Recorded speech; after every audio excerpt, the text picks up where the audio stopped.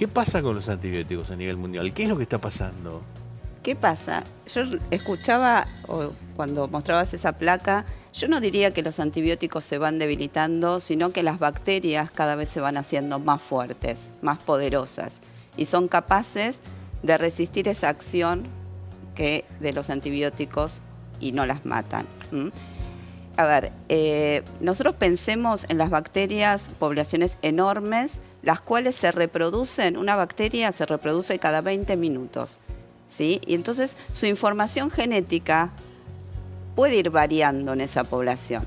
¿Qué pasa cuando en esa población, por una mutación, por una variación genética, esa bacteria ahora es resistente al antibiótico? Genera un mecanismo por el cual se defiende de ese antibiótico. En presencia del antibiótico, todas las demás bacterias se mueren porque no adquirieron esa capacidad de defenderse. Y esa solita, que ahora el antibiótico no le va a hacer nada, se va a reproducir y reproducir y reproducir y reproducir. Entonces vamos a tener una población de todas bacterias que son resistentes. Eso ¿En se un llama... organismo pasa eso? ¿En la señora que está en la casa o el señor o me pasa a mí? Puede ocurrir la selección de microorganismos resistentes, lo que se llamaría intratratamiento, ¿no? Durante el tratamiento. Pero lo más frecuente es que ya uno adquiera una infección por un microorganismo que ya es resistente. Eso ocurre en la mayoría de los casos en las infecciones que se adquieren dentro del hospital, por ejemplo. Qué interesante lo que decís. O sea, la bacteria ya llega cargada de información para defenderse clarito contra los antibióticos. Las bacterias que circulan dentro del hospital, y para lo cual los pacientes que están internados van a ser mucho más propensos de adquirirlas, son bacterias que son resistentes en su mayoría. ¿Por qué? Porque en el entorno hospitalario hay un montón de antibióticos. Entonces, esas bacterias para sobrevivir tienen que ser sí o sí resistentes. Entonces, el paciente que está internado y adquiere una infección intrahospitalaria, lo más probable es que sea por un germen resistente. Qué duro, o sea, increíble. Y eso a nivel mundial, ¿qué es lo que pasa? O sea, es una de las amenazas más grandes de la salud mundial, este tema. Y sí, ya desde el año 2015, la Organización Mundial de la Salud sitúa a la resistencia a los antibióticos como uno de los grandes problemas de la humanidad. Pronosticaba que para el año 2050 las muertes por enfermedades asociadas a infecciones por bacterias resistentes iban a superar a las muertes por cáncer. Hoy mata más que la malaria y el VIH. Son datos muy duros que uno no los tiene presentes y en casa tampoco los tenemos presentes.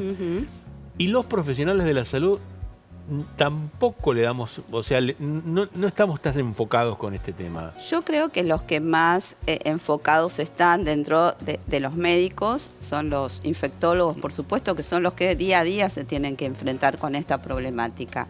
Y nosotros desde el laboratorio de microbiología es un tema que se ve a diario, con niveles altísimos de resistencia. ¿Qué pasa? ¿Qué es lo que puede llegar a pasar? ¿Qué es lo que puede llegar a pasar si esto avanza? Y cada vez nos vamos quedando con menos recursos, ¿no? La industria farmacéutica no tiene, digamos, en sus líneas prioritarias el desarrollo de nuevos antibióticos. ¿Por qué? Porque el tiempo de desarrollo de un antibiótico es muy largo y el tiempo de vida útil, antes que las bacterias se vuelvan resistentes, es muy corto.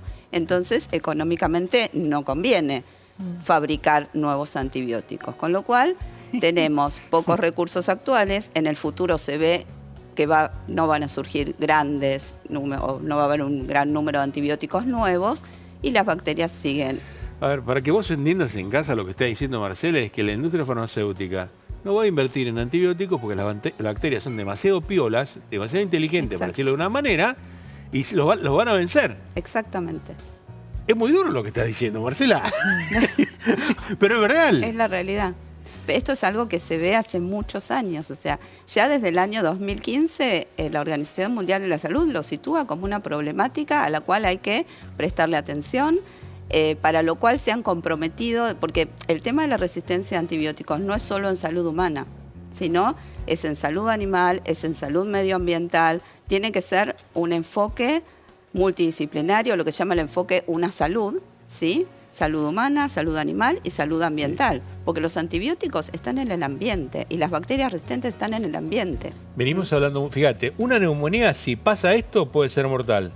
La tuberculosis puede ser, que ahora la controlamos, puede ser mortal. La gonorrea, una enfermedad de transmisión sexual, puede Ha ser... aumentado increíblemente el número de casos y la resistencia a las drogas que se utilizan habitualmente para Y el fíjate esto, tratamiento. infecciones que hoy tratamos con antibióticos, que curamos con antibióticos, si no paramos esto, van a ser mortales. Sí, no solo las infecciones, sino los tratamientos que se aplican en pacientes cuando tienen inmunosupresión o en una cirugía, ¿sí? Como medida profiláctica, también van a dejar de ser efectivos. Y esto, mirá, hay que destacar que vos que estás en casa y tenés más de 70 años, va a impactar mucho más en estas personas. Me quedó volando algo que dijiste recién. ¿Qué es que está en el ambiente el antibiótico? Bueno, el 70% de la producción de antibióticos en el mundo se utiliza en la producción animal. Esos 70% en la producción animal. Exactamente. Son toneladas de antibióticos que se utilizan en la producción animal. En algunos casos, obviamente, se utilizan para tratamiento, pero la mayor parte se utiliza en lo que es profilaxis y en lo que es promoción del crecimiento. Se utilizan como promotores del crecimiento. Esto es algo que se comprometieron ¿Qué quiere decir promotores? ¿Le doy un antibiótico para que crezca más? Exactamente. ¿Para que la vaca crezca más? No tanto, no en el... O el por trigo. ejemplo, en la producción de aves y en la producción de cerdos se utiliza, principalmente en la de aves. Me está matando con esto. O sea que al cerdo y a la gallina le dan antibióticos para que crezca más. Claro, en lugar de tardar, no sé, 6 meses tardará un pollo para que lo vendan, bueno, en 2 meses vos tenés un pollito del mismo tamaño. Con antibióticos. Exacto, porque bueno, eso afecta su microbiota intestinal y eso hace que aumente más peso. ¿Para qué quiero resaltarlo con amarillo? Para que vos entiendas, al pollo y al cerdo le dan antibióticos para que crezca más rápido y poder venderlo más rápido. Y eso va a impactar en la salud humana. Exactamente, porque nosotros estamos consumiendo ese antibiótico. Además, ese antibiótico se desecha en las camas de los pollos, que a su vez se pueden utilizar. Hay que ver cómo se descartan esas camas, habría que tratarlas antes de descartarlas, pero no sé qué tanto eso se cumple. Creo que fue en el 2019, el SENASA prohibió la utilización de ciertos antibióticos que eran de importancia en salud humana, para que se los utilice como promotores de crecimiento. Marcela, ¿hay reglamentación en esto? Sí. ¿Pero sí. se cumple? Bueno, eso no sabría decir. Eso no te lo puedo asegurar, pero sí hay reglamentación. El SENASA interviene hace unos cuantos años en regular la utilización de antibióticos en animales. Mirá qué graf, Jimena. Pollos con antibióticos crecen más rápido. Cerdos con antibióticos crecen más rápido. Es una cosa de loco. Bueno, es una práctica muy Bueno, antigua. entiendo, pero ahora eso hay que limitarlo de alguna manera, ¿no? Sí, bueno, dentro de lo que es la ley que se sancionó, la ley nacional, en el 2019 está contemplado la regulación en el uso de antibióticos tanto en humanos como en Marcela, animales. no lo sé esto, por eso por ahí, no sé si lo sabes. Yo me como un pollo con antibióticos. Ese antibiótico ingresa dentro de mi cuerpo. ¿Yo me transformo en resistente a ese antibiótico? No, vos no te... No, no, bueno, pregunto así para que lo entendamos todo, ¿no? Porque lo que ocurre es lo siguiente. Nosotros tenemos una microbiota habitual, la cual es necesaria y cumple un montón de beneficios para nuestro organismo, ¿verdad? Si nosotros consumimos antibióticos, afectamos de por sí esa flora. Una cosa es que yo tenga que consumir el antibiótico porque estoy cursando un proceso infeccioso, pero otra cosa es que lo haga gratuitamente. Lo que está diciendo, nosotros lo hablamos muchas veces. Acá tenemos miles y miles de billones de bacterias en nuestro, digamos, aparato digestivo para protegernos y que nos ayudan a protegernos de un montón de enfermedades. Si yo como una porción de cerdo o de pollo con antibióticos, voy a estar afectando. Voy a afectar a estos amigos míos que tengo dentro de mi de aparato digestivo. Exacto. Que a su vez nos ayudan a no adquirir esos microorganismos que son resistentes, porque de alguna manera nuestra propia microbiota nos defiende de los patógenos externos, ¿verdad? No sé si estás entendiendo, porque yo me estoy enterando. Causa de la resistencia, uso excesivo de antibióticos. ¿Nosotros utilizamos los médicos muchos antibióticos? Bueno, No, decilo con tranquilidad. Hay distintas ramas dentro de la medicina, distintas especialidades. Hay algunas que lo utilizan más y otros que no. Yo te diría que los infectólogos están tan preocupados por esta temática que por supuesto restringen muchísimo la utilización y tratan de utilizar los antibióticos más antiguos, dejarlos de última línea para cuando realmente no tenga chances de utilizar otros, ¿sí? Es preservar la utilización de los más potentes. Si yo puedo tratarla con un antibiótico más antiguo, voy a elegir para preservar para cuando realmente todos los demás no me hagan. Me imagino que en la formación médica actual, porque yo me recibí en el 83, así que imagínate que nosotros no existía todavía la problemática de la resistencia. No me pongas Jurassic Park. O sea, no, sí existía. Existía, pero no era tan visible. No era tan visible, pero yo, por ejemplo, hice la tesis de doctorado en el año 95.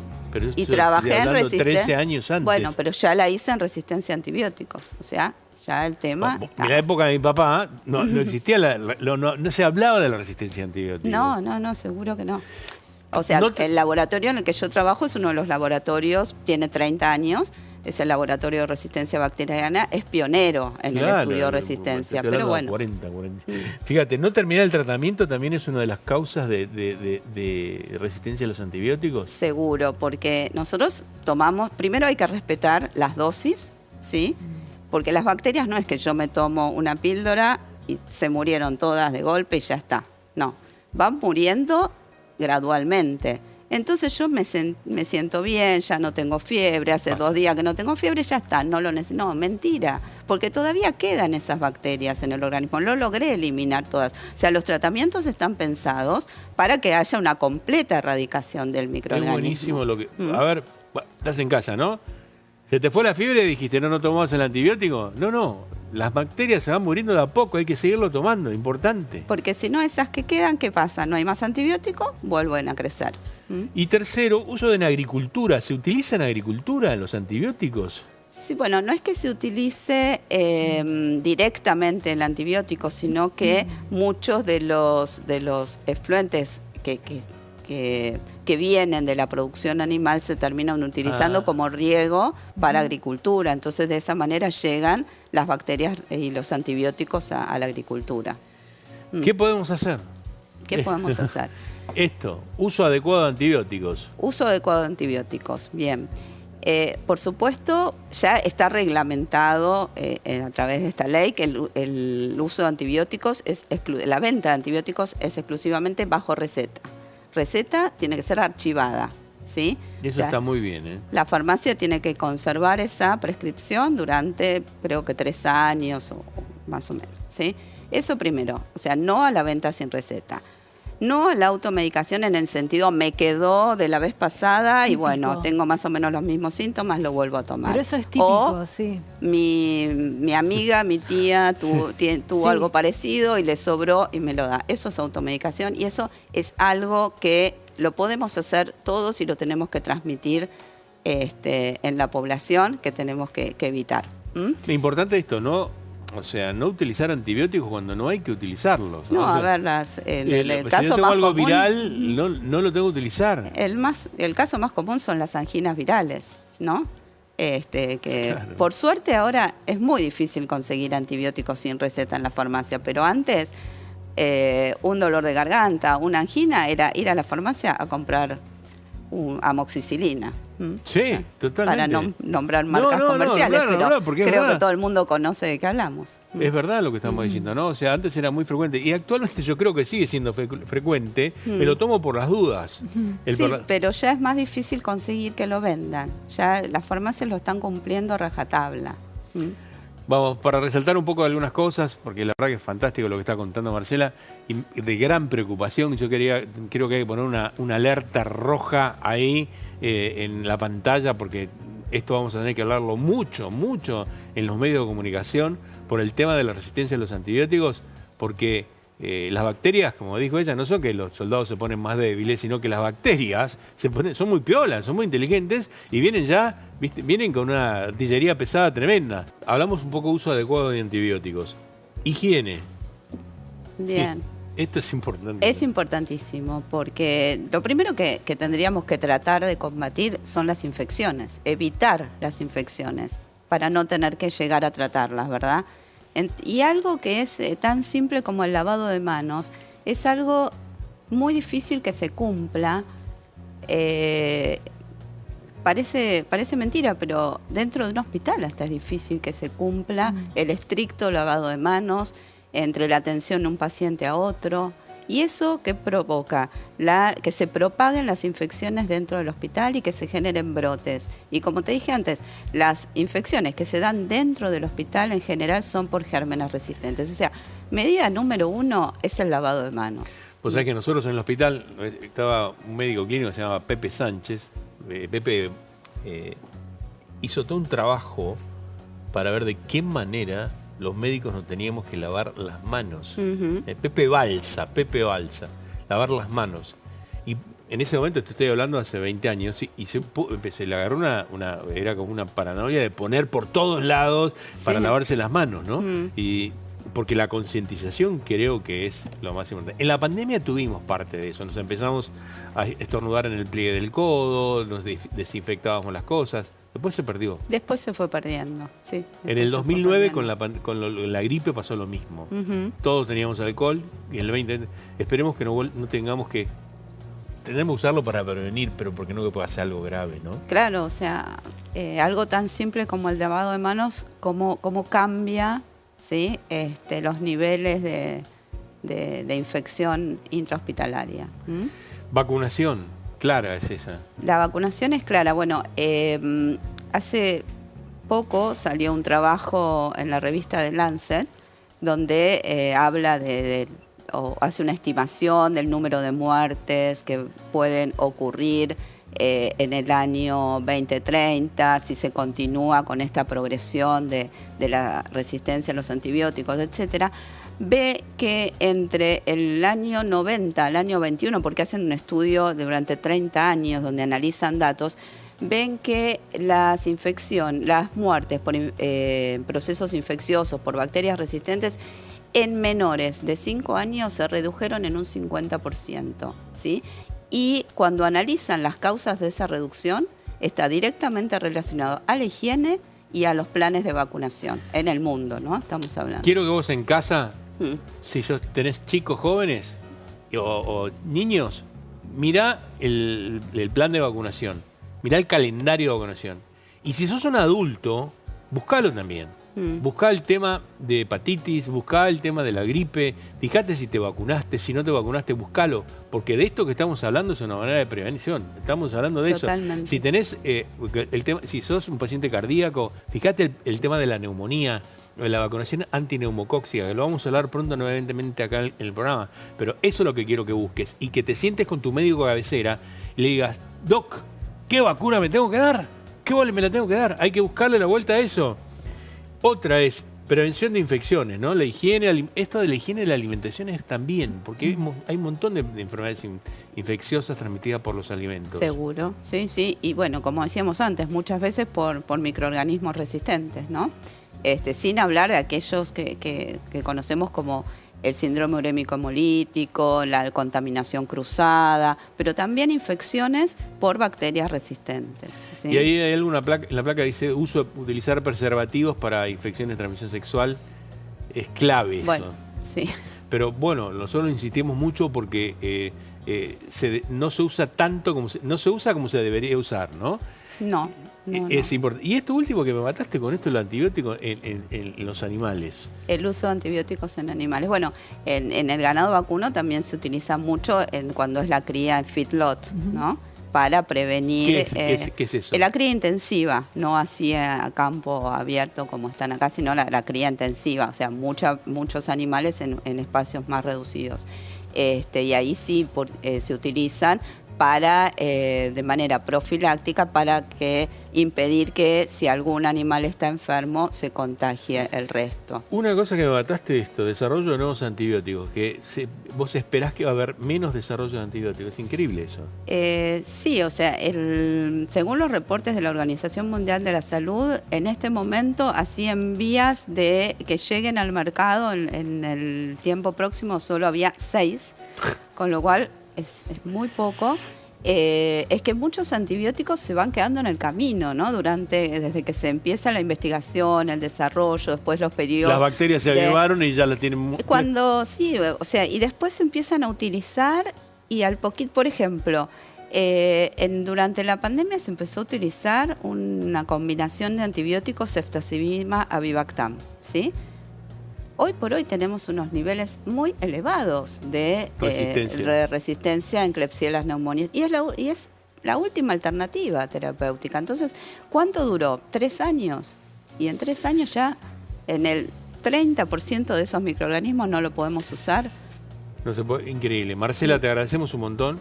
La verdad que el mensaje que tenés que llevarte, que yo me llevo y que te agradecemos, es que tenemos que tener mucho cuidado con el uso de antibióticos. Mucho cuidado con el tema de la prevención, con la higiene y con la vacunación. Vacunación, higiene y uso consciente de antibióticos. Todos, la comunidad, porque es serio lo que estamos planteando, es muy serio. Marcela, bueno, mil gracias. Muchísimas Un placer, gracias por la invitación y bueno, espero que esto sirva para visibilizar el tema y llevarlo a la comunidad. Claro, ojo con ese antibiótico que tenés en el botiquín de casa que te lo pasó tu tía y no lo vuelvas a usar porque no debes usarlo y no automedicarte. Gracias, Marcela. Bueno, gracias.